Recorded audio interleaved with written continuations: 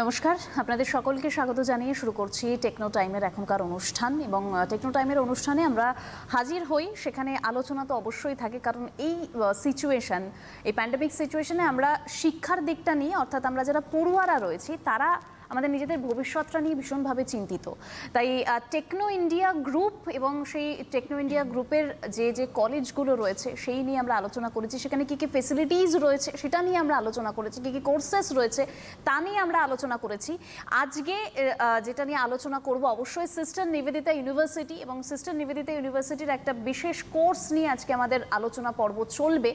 অবশ্যই সেই কোর্সটা সম্পর্কে আপনাদেরকে জানাবো এবং কি সাবজেক্ট নিয়ে আলোচনা করব সব কিছুই জানাবো। তার আগে যারা রয়েছেন, অর্থাৎ যে স্যার এবং একজন ম্যাম আমার সঙ্গে রয়েছেন, তাদের সঙ্গে প্রথমে পরিচয়টা আপনাদের করাবো।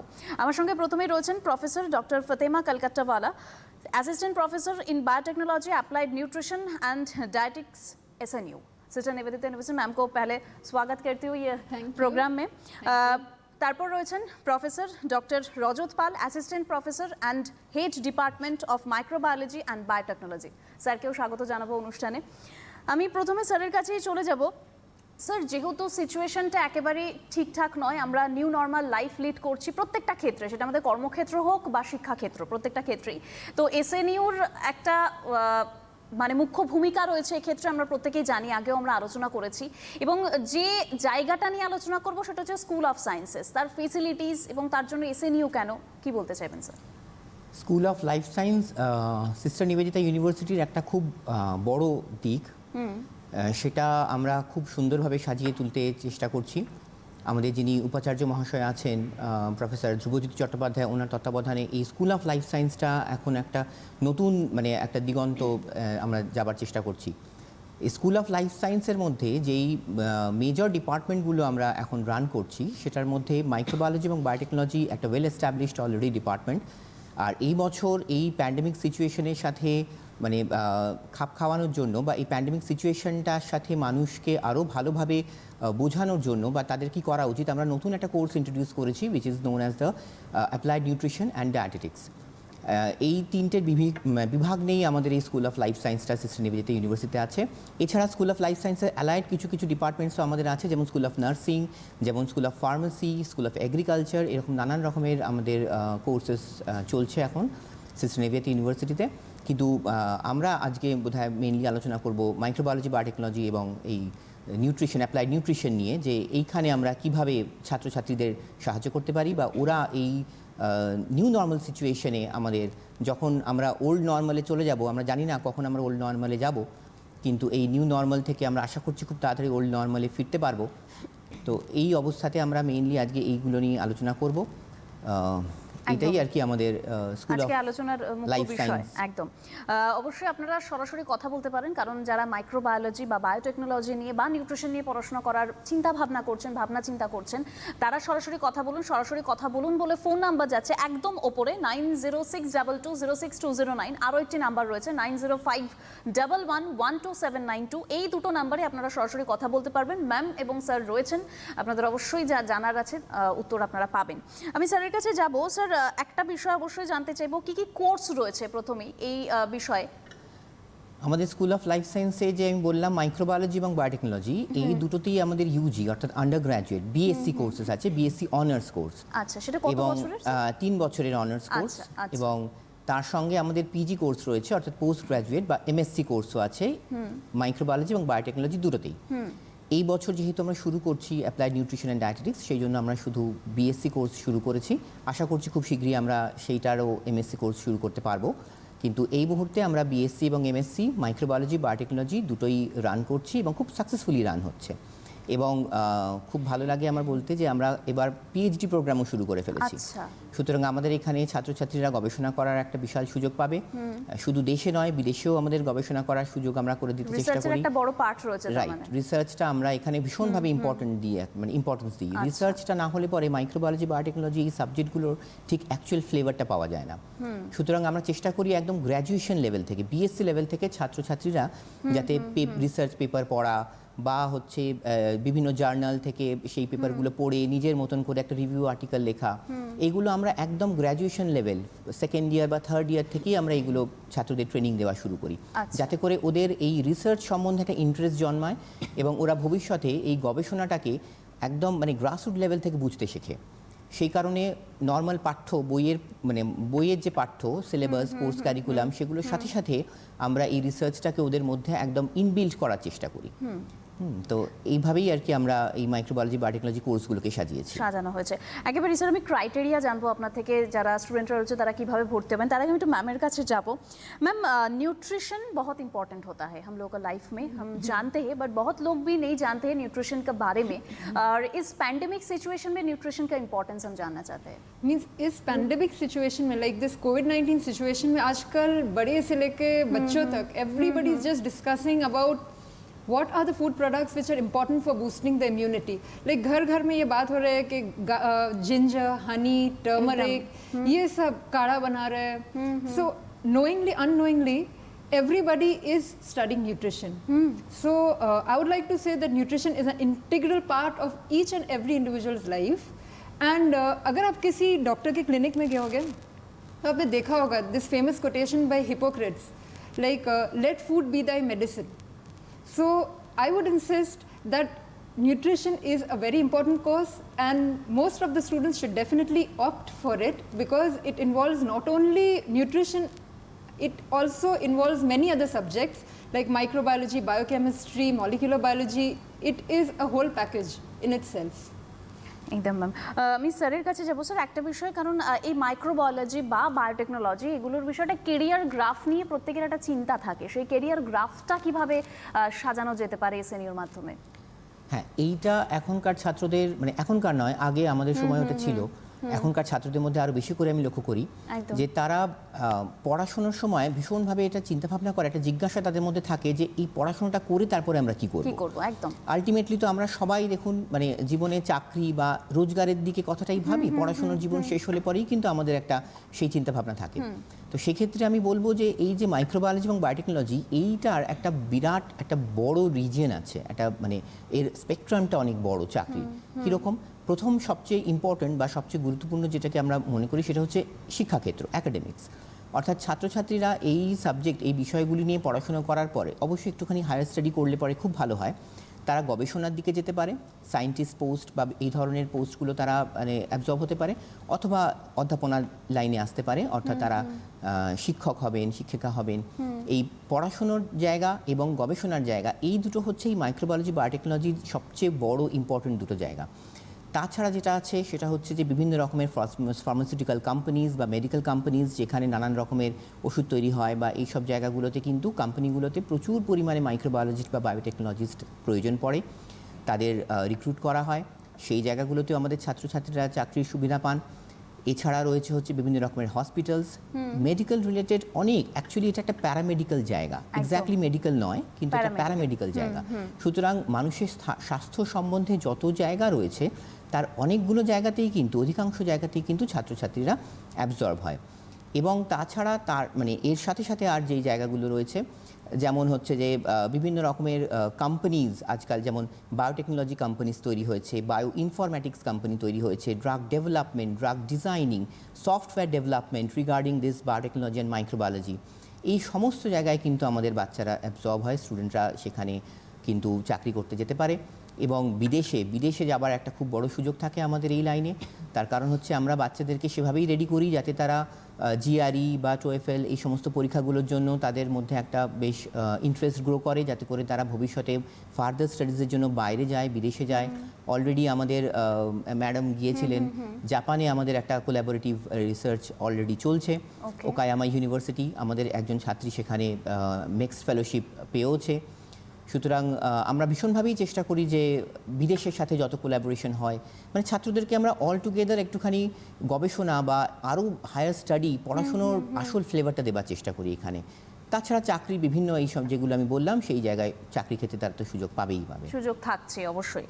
স্যার এবার আমি একটা বিষয় জানতে চাইবো, যেটা তখন আপনাকে আমি জিজ্ঞেস করবো ভাবছিলাম, যে ক্রাইটেরিয়া কি থাকছে, কারণ অনেকেই তো ভাবেন যে এসএনইউতে আমি যাব, কিন্তু সেখানে কি কি ক্রাইটেরিয়া, বা আমি নিজে যেতে পারবো কিনা, মার্কস কত থাকা দরকার, এই বিষয়টা কিভাবে বলতে চাইবেন? মার্কসের যেটা ব্যাপার সেটা হচ্ছে, দেখুন আমরা মনে করি যে একটা দুর্দান্ত মার্কস পেলেই সে দুর্দান্ত ছাত্র, আর কোনো কারণে একটু খারাপ মার্কস পেলেও সে অত্যন্ত খারাপ ছাত্র, ব্যাপারটা ঠিক সেরকম নয়। কাজেই মার্কসটা তো অবশ্যই একটা ক্রাইটেরিয়া অবশ্যই, থাকে, একদম।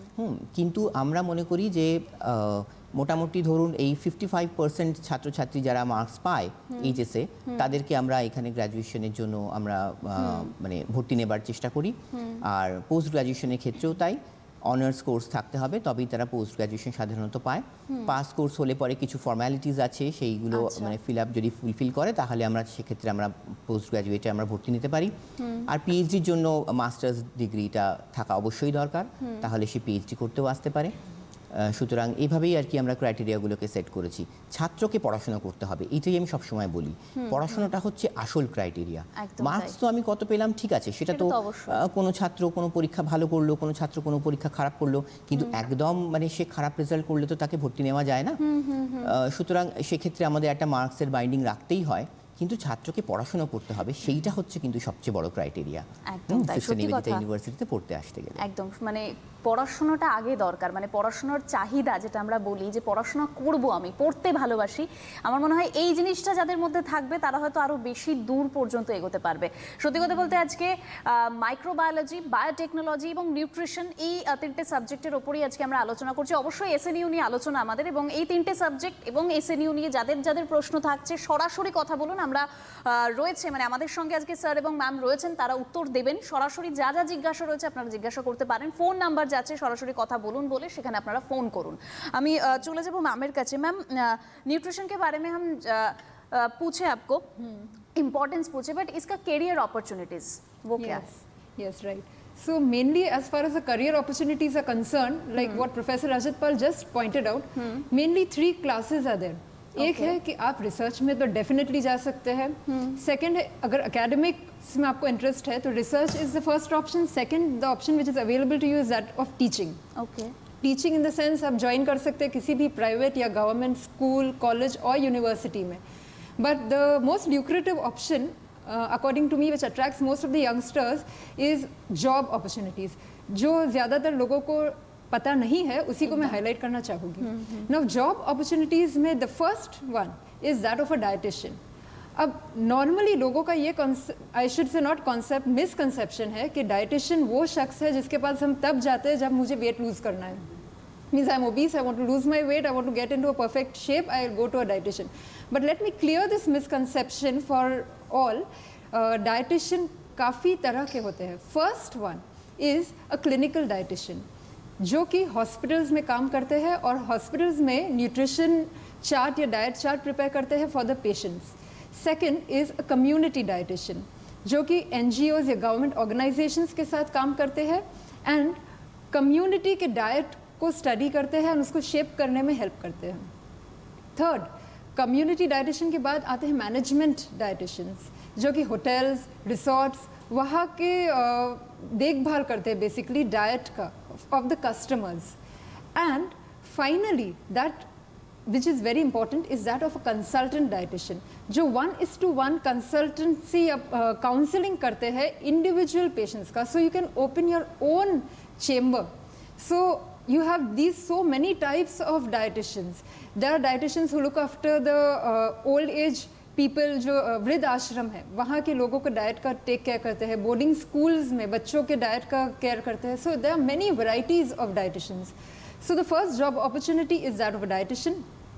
Second is that of a sports nutritionist. Like if you are lucky enough तो you can be appointed by the sports authority of India.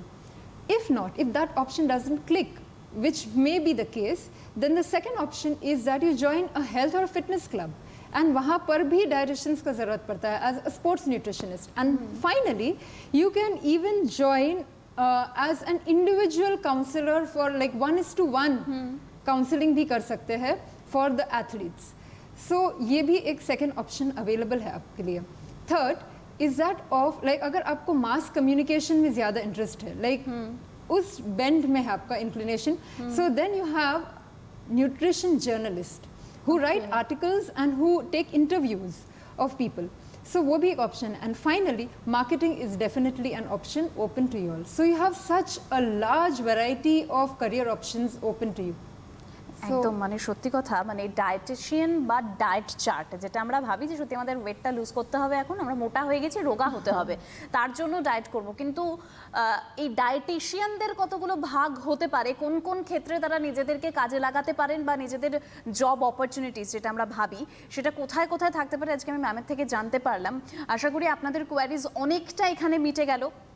তাও বলবো সরাসরি ফোন করুন, ম্যাম রয়েছে। অর্থাৎ আজকে নিউট্রিশন সাবজেক্টের উপর যেহেতু আমরা জোর দিয়েছি, পাশাপাশি মাইক্রোবায়োলজি অ্যান্ড বায়োটেকনোলজি, তো এই সাবজেক্টটা সব থেকে বেশি ইন্টারেস্টিং আমার তো মনে হয়, কারণ এর সাথে না একটা গবেষণা জড়িয়ে রয়েছে, আর গবেষণা যারা করতে চান বা রিসার্চ যারা করতে চান তাদের অনেকটা আবেগের জায়গা থাকে। তো আমি চলে যাব স্যারের কাছে। স্যার, একটা জায়গায় তো আসতেই হয় সিলেবাস, কারণ এই পরিস্থিতিতে দাঁড়িয়ে আমরা হয়তো সরাসরি ক্লাস করতে পারছি না, কারণ সেই জায়গাটাকে অনেকেই মিস করছেন যারা ছাত্ররা রয়েছেন, ছাত্রছাত্রীরা। তো সেখানে এই অনলাইনে কিভাবে সেটাকে কভার আপ করা হচ্ছে? এইটা একটা মানে খুব ইম্পর্টেন্ট জায়গা। আমরা সবাই সারা পৃথিবী জুড়ে প্রতিটা মানুষ আজকে এই সমস্যার সম্মুখীন হয়েছি যে বাড়িতে বসে সমস্ত কাজ আমাদের বাড়িতে বসে করতে হচ্ছে। এবার তার মধ্যে সবচেয়ে যেটা মানে গুরুতরভাবে আহত হয়েছে সেটা হচ্ছে শিক্ষা ব্যবস্থা। একদম। কিন্তু সেখানে আমরা চেষ্টা করেছি যতটা সম্ভব ছাত্রদেরকে অনলাইনে, তাদেরকে প্রথম থেকেই আমরা অনলাইন ক্লাস নিয়ে চলেছি। আমাদের নতুন অ্যাডমিশন হচ্ছে, এখনও চলছে, admission process is going on. তো যারা নতুন ছাত্রছাত্রী আসছে তাদের সামনাসামনি আমরা দেখা করতে পারছি না, কিন্তু অনলাইনে কিন্তু তাদের কোর্স আমরা মানে আস্তে আস্তে তাদের সাথে ইন্টারঅ্যাক্ট করা, তাদের সঙ্গে এই সাবজেক্টগুলো নিয়ে আলোচনা করা, এগুলো অলরেডি আমরা শুরু করে দিয়েছি। এবং মানে অনলাইনে আমরা বরাবর প্রথম থেকেই কিন্তু আমরা পড়াচ্ছি, এবং অফলাইন যখন আমাদের ক্লাস হয় আমরা দেখছি কবে আমরা এই ছাড়পত্র পাই যে আমরা অফলাইন ক্লাস শুরু করতে পারবো। তখনও হয়তো আমরা একদম সরাসরি সমস্ত ছাত্রদের ডেকে একসাথে করতে পারবো না। আমাদের যেটা প্ল্যানিং আছে যে আমরা ব্যাচ ওয়াইজ ভাগ করে করে কিছু ছাত্ররা আসবে, তাদের প্র্যাকটিক্যালস যে ওরিয়েন্টেড যে কোর্সগুলো যেগুলো হাতে কলমে শেখার ব্যাপার সেগুলো হয়তো তারা ক্যাম্পাসে করবে, তারপরে বাড়ি গিয়ে তারা অনলাইনে থিওরি ক্লাসগুলো করবে। এইভাবে আমরা একটা নতুনভাবে পুরো ক্যারিকুলামটাকে সাজানোর চেষ্টা করছি। সেক্ষেত্রে অবশ্যই ইউজিসি বা যাদের যাদের রিকগনিশন নিয়ে আমাদের কাজ করতে হয় তাদের গাইডলাইন্স ফলো করেই আমরা সেগুলো করার চেষ্টা করব। এইভাবেই আমরা এগোনোর চেষ্টা করছি। আর অনলাইন তো ক্লাস আমাদের চলছে, সেভাবেই চলবে যতদিন না পর্যন্ত আমরা আবার পুরনো ব্যবস্থায় ফিরে আসতে পারবো। দেখা যাক কবে ফিরে আসতে পারি, কিন্তু এখনো পর্যন্ত আমরা কিন্তু খুব সুন্দরভাবে এই অনলাইনে ছাত্রদেরকে কিন্তু পড়িয়ে আসছি। আচ্ছা, মানে অনলাইনে সব কিছু করা হচ্ছে, ক্লাস যারা রয়েছেন অর্থাৎ যারা ভর্তি হবেন পরবর্তীতে তারাও অনলাইনে ক্লাসই পাবেন। আমি স্যারের কাছে যেটা নিয়ে জানতে চাইবো, স্যার সিলেবাস হলো, কিন্তু স্টুডেন্টরা যারা হয়তো সরাসরি ইন্টারাক্ট করতে চাইছেন, কারণ সেই জায়গাটা মানে সরাসরি পড়াশোনা এবং অনলাইন দুটো ভীষণ আলাদা, সেখানে যদি কারোর কিছু বুঝতে অসুবিধা হয় সেক্ষেত্রে আপনারা তাদেরকে কিভাবে এক্সট্রা কিভাবে ক্লাস দিবেন? সেক্ষেত্রে যেটা আমরা করি সেটা হচ্ছে এখন যেহেতু এই অনলাইনেই সব কিছু চলছে, সুতরাং ওই একদম যে টাইম আমাদের ক্লাস টাইম সেই টাইমটার মধ্যে আমরা ক্লাসটা নিই। কিন্তু যেটা আমরা চেষ্টা করি যে ছাত্রদের যদি কোনো ডাউট থাকে তাহলে আমরা আলাদা করে ডাউট ক্লিয়ারিং ক্লাস রাখি, কারণ খুব স্বাভাবিক ব্যাপার ক্লাসে একটা ছাত্রকে আমরা যেভাবে বোঝাতে পারি অনলাইনে কিন্তু সেইভাবে মানে সম্ভব হয় না। একদম। সুতরাং অনেক ছাত্র আছে তারা অনেকে বুঝতে পারছে, অনেকে বুঝতে পারছে না। স্যার আমি আসবো এই আলোচনাতেই আসবো। একজন রয়েছেন আমাদের সঙ্গে টেলিফোন লাইনে। নমস্কার, কে বলছেন? হ্যালো, হ্যাঁ নমস্কার, কে বলছেন? আমি সন্দীপ বলছি আসাম থেকে। আচ্ছা বলুন। আচ্ছা, আমি সন্দীপ বলছি আসাম থেকে, আসাম হোজাই থেকে। হ্যাঁ বলুন, শুনতে পাচ্ছি। আমি জানতে চাইছি যে আমি এখন আগে জিমে যেতাম, আমি এখন ওই লকডাউনের জন্য আর যাওয়া হচ্ছে না, তাহলে আমি কেমন ধরনের ডায়েটটা নেব বা? ओके, ওনার প্রশ্নটা যেটা উনি আগে जिम যেতেন, जिम जाता था पहले, उसके बाद अब नहीं जा रहा है लॉकडाउन के वजह से, तो कौन सा डाइट चार्ट वो फॉलो करेंगे? Actually, honestly speaking, diet chart आजकल तो अब वेबसाइट पे ही you will get the formulated diet chart. Like you have entire. If you want, I can share the link with you. बाद में अगर उनका कुछ details मिल जाए, I can share the link with him. ওকে, একদম সত্যি কথা। সত্যি এবার মানে অনলাইনে পুরো ডায়েট চার্ট চলেই আসে, এবং যে জিম ইনস্ট্রাক্টর রয়েছে বা আপনি যদি চান সে জায়গায় কনসাল্ট করতেই পারেন। আমি স্যারের কাছে চলে যাবো। স্যার, যে বিষয়টি আপনি বলছিলেন। হ্যাঁ, অনলাইন পড়ানো। অনলাইনে যেটা আমরা ওই ডাউট ক্লিয়ারিং ক্লাস রাখি, যখন তাদের কোনো বিশেষ ছাত্রের হয়তো কোনো সমস্যা হচ্ছে বা তারা কিছু বুঝতে পারছে না, তখন সেই ডাউট ক্লিয়ারিং ক্লাসে সেইগুলো আমরা ক্লিয়ার করার চেষ্টা করি। এছাড়া আমরা মাস্টারমশাইরা এখন এই পরিস্থিতিতে আমরা সারাক্ষণ অ্যাভেলেবেল থাকি ছাত্রদের কাছে, অনলাইন হোক, ফোন কলস হোক। আমরা কখনোই তাদেরকে বলি না যে না এই সময় ফোন করবে না বা এই সময় অনলাইনে কোনো রকমের মিটিং কল করবে না। তাদের যখনই কোনো সমস্যা হয়, তার কারণ আমরা বুঝতে পারছি যে এখন ছাত্রছাত্রীরা ভীষণভাবে একটা মানে সমস্যার মধ্যে পড়েছে। সুতরাং আমরা নিজেদেরকে মাস্টাররা সব সময়ের জন্য ছাত্রদের কাছে অ্যাভেলেবেল করে নিয়েছি এই মানে কিছুদিনের জন্য বা এই সময়ের জন্য, যাতে করে তাদের কোনো রকমের কোনো সমস্যা হলেই তারা যেন আমাদের কাছে নির্দ্বিধায় আসতে পারে, আমাদের জিজ্ঞাসা করতে পারে। আমরা সেইগুলোর প্রশ্নগুলো অবশ্যই সমাধান করে দিই। এভাবেই চেষ্টা করছি মাস্টার হিসেবে যতটুকুনি দায়িত্ব আমাদের পালন করার আমরা করার চেষ্টা করছি, যাতে ছাত্রদের কোনো রকমের কোনো समस्या ना हो। एकदम। हम मैम के पास जाना चाहेंगे। मैम, न्यूट्रिशन का इम्पोर्टेंस, उसका करियर अपॉर्चुनिटीज़ हम जान चुके हैं, पर जो ये है क्या इंटरेस्ट, क्योंकि न्यूट्रिशन में बहुत लोग हैं इंटरेस्ट नहीं दिखाते हैं इस सब्जेक्ट पे बेसिकली, तो आप तो बता ही दिए हैं डाइटिशियन का चार्ट और डाइटिशियन कितने तरह के होते हैं। उसके बाद मैम रिसर्च कैसा होता है? मैम आपके पास हम जाएंगे प्रश्न लेके, पर उसके पहले एक कॉलर है हम लोग के पास। कौन है? হ্যালো, নমস্কার, কে বলছেন? শুনতে পাচ্ছেন? হ্যাঁ শুনতে পাচ্ছি, বলুন। ম্যাম এবং স্যারকে নমস্কার। নমস্কার। নিউট্রিশনের কথাগুলো শুনে খুব ভালো লাগছিল।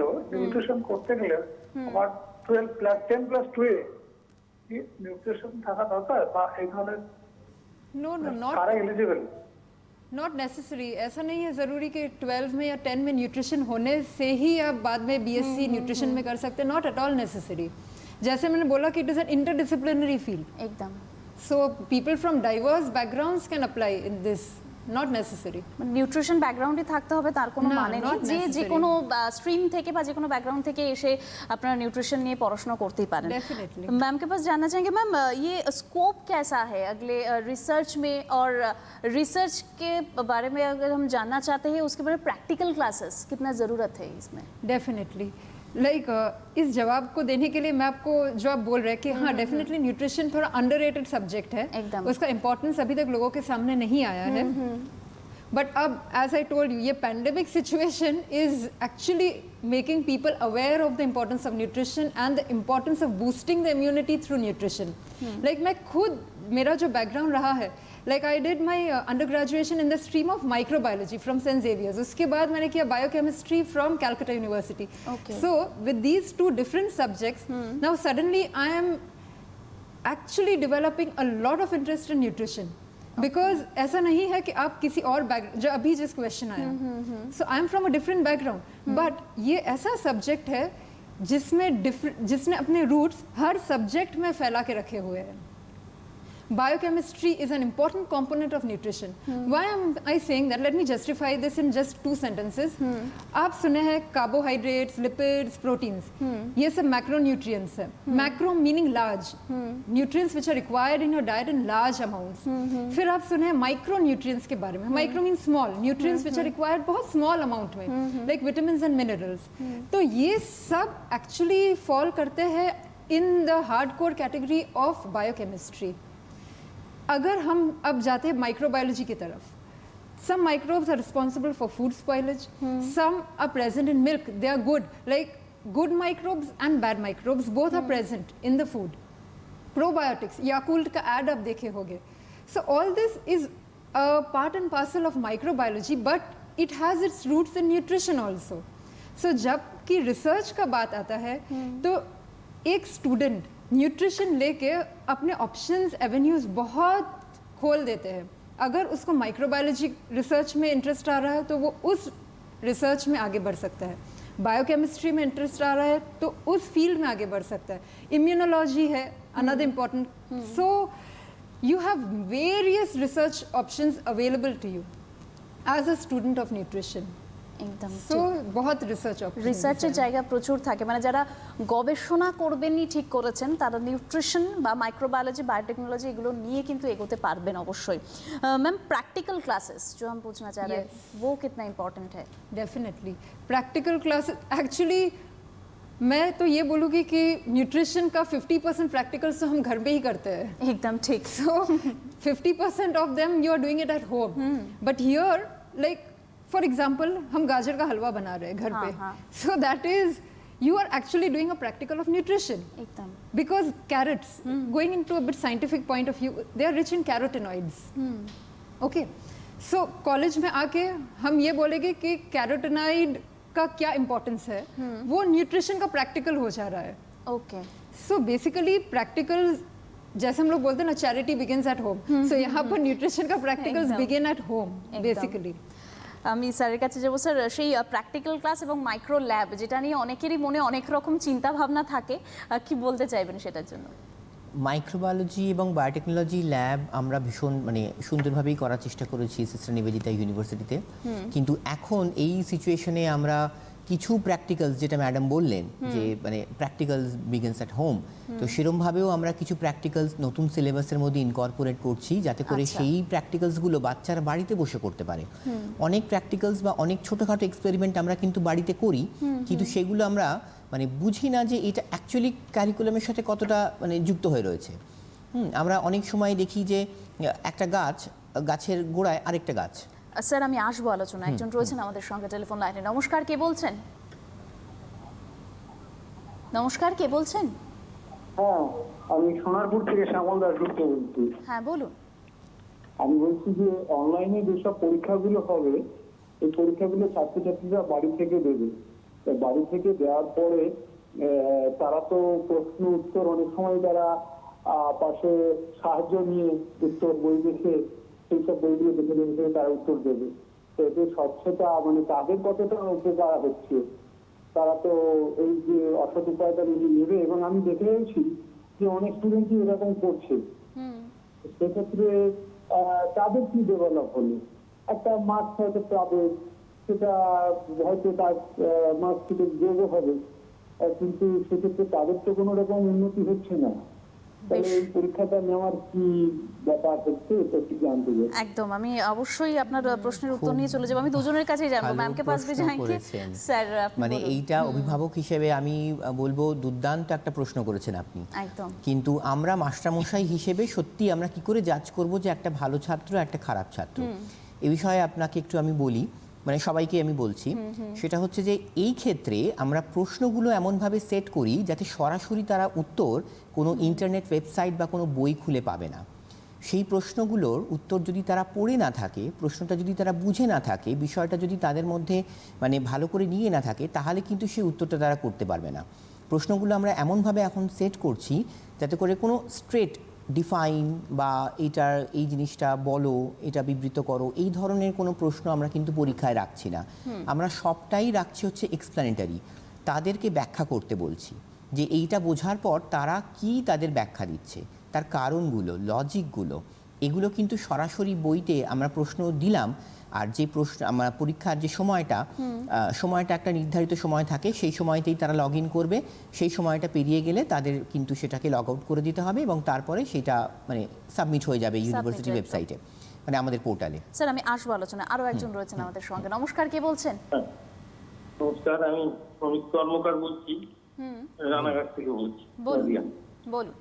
আমি স্যারের কাছে একটা প্রশ্ন, যে আমার ছেলে ও মাইক্রোবায়োলজি নিয়ে পড়েছে, ও কিন্তু ওর থার্ড ইয়ারে হয়ে গেল, ওর অনার্সের নেই, ও কি এমএসসি তে করতে পারে, বা এমএসসি করলে ওর পরবর্তীতে কোনো অসুবিধা হবে না? এমএসসি পিএইচডি তে মাইক্রোবায়োলজি দিয়েছে, এই প্রশ্নটা। আচ্ছা, আপনি শুনতে থাকুন, স্যারের কাছে যাব। নিশ্চয়ই তারা সে পারবে। তাকে তাহলে বিশ্ববিদ্যালয়তে এসে একটু যোগাযোগ করতে হবে আমাদের অ্যাডমিশন সেলে। তার ব্যাকগ্রাউন্ড, তার সমস্ত মার্কসগুলো আমরা একটু দেখব, তারপরে আমরা সিদ্ধান্ত নেব যে সে ভর্তি হতে পারবে কি না। অবশ্যই অনার্স থাকাটা খুব জরুরি, কিন্তু আমি যেটা প্রথমেই বললাম যে অনার্স না থাকলে আমরা নেব না মাস্টার্সের, ব্যাপারটা তা নয়। বাকি কিছু কিছু ক্রাইটেরিয়াস আছে, সেইগুলো যদি সে ফুলফিল করে তাহলে সে অবশ্যই মাস্টার্স ডিগ্রিতে ভর্তি হতে পারে। আর মাস্টার্সের পরে আসলে আমাদের পশ্চিমবাংলার বাইরে কিন্তু অনেক জায়গাতেই অনার্স কনসেপ্টটা নেই। সুতরাং সেখানে তো জেনারেল সাবজেক্ট পড়েই তারা মাস্টার্স করে। কাজে সব জায়গার সাথে সামঞ্জস্য রেখে আমরাও সেভাবেই এগোনোর চেষ্টা করছি। তো সুতরাং তার যদি বাকি ক্রাইটেরিয়াগুলো সে ম্যাচ করে, ফুলফিল করে, তাহলে অবশ্যই কিন্তু সে পোস্ট গ্রাজুয়েটের জন্য ভর্তি হতে পারবে এবং ভবিষ্যতে পিএইচডিও করতে পারবে। মাস্টার্স হয়ে গেলে তার পিএইচডি করতে কোনো অসুবিধা সমস্যা থাকবে হয় না। না। একদম। আজকে হাতে আর একদম সময় নেই, আমাদেরকে অনুষ্ঠান থেকে বিদায় নিতে হবে। তবে অবশ্যই মাইক্রোবায়োলজি, বায়োটেকনোলজি এবং নিউট্রিশন অনেকটা বড় সাবজেক্ট, এ বিষয়ে জানার অনেক কিছু রয়েছে। আজকে আমরা ফেসিলিটিস এবং সেই সব কিছু বিষয়, অর্থাৎ মাইক্রোবায়োলজি কেন পড়বেন, ক্যারিয়ার অপরচুনিটি, এগুলো নিয়ে আলোচনা করব। পরবর্তীতে আরও বিস্তারিত আলোচনা আমাদের অবশ্যই থাকবে। স্যারকে অনেক ধন্যবাদ, ম্যামকে থ্যাংক ইউ জানাবো এবং আপনাদেরকেও ধন্যবাদ। প্রত্যেকে ভালো থাকবেন, সুস্থ থাকবেন এবং পড়াশোনার দিকটা সব থেকে আগে খেয়াল রাখবেন। নমস্কার।